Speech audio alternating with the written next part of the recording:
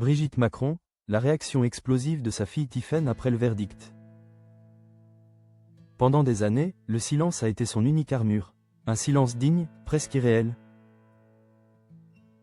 Face à une déferlante d'infamie que peu d'êtres humains pourraient endurer. Travelot, pédocriminel. Imposture. Les mots, d'une violence inouïe, ont lacéré le web, colportant une rumeur aussi absurde que toxique prétendant que Brigitte Macron serait une femme transgenre. Mais ce lundi 5 janvier 2026, l'écran de fumée des complotistes s'est enfin dissipé sous les boiseries du tribunal correctionnel de Paris. La justice a parlé, et son verbe a le poids d'une délivrance. Le feuilleton judiciaire, qui tenait la France en haleine depuis l'audience d'octobre dernier, a trouvé son épilogue. Sur le banc des prévenus, 10 visages, 8 hommes et 2 femmes, ont dû répondre de leurs actes. Parmi eux, certains avaient fait de la haine un fonds de commerce, à l'instar de cette femme qui avait bâti une nouvelle vie sur les bénéfices financiers générés par la viralité de la rumeur. Le tribunal n'a pas tremblé. En reconnaissant l'intégralité des prévenus coupables, les juges ont envoyé un signal clair. L'anonymat des réseaux sociaux n'est pas une zone de non-droit.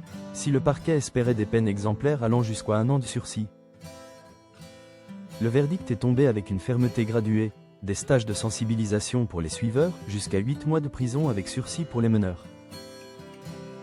Au sommet de cette pyramide de la malveillance, Aurélien Poisson-Atlan, alias Zoé Sagan,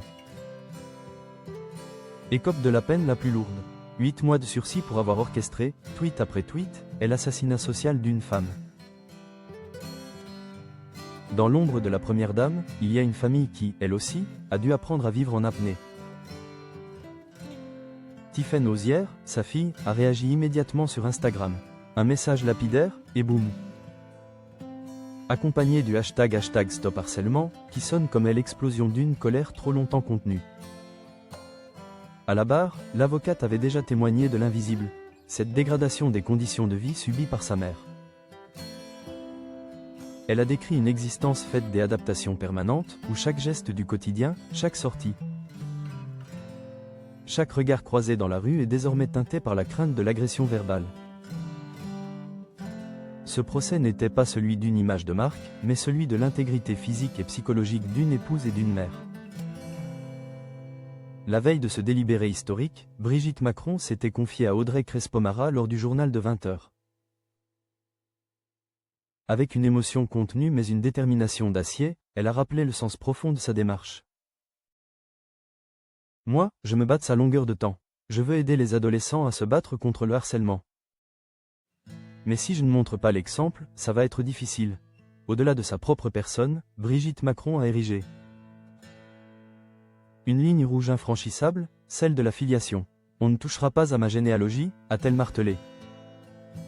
En défendant son passé, son identité et ses ancêtres, elle défend la vérité contre le révisionnisme numérique. Le chapitre parisien se ferme, mais le combat s'internationalise. Alors qu'une procédure est toujours en cours aux États-Unis.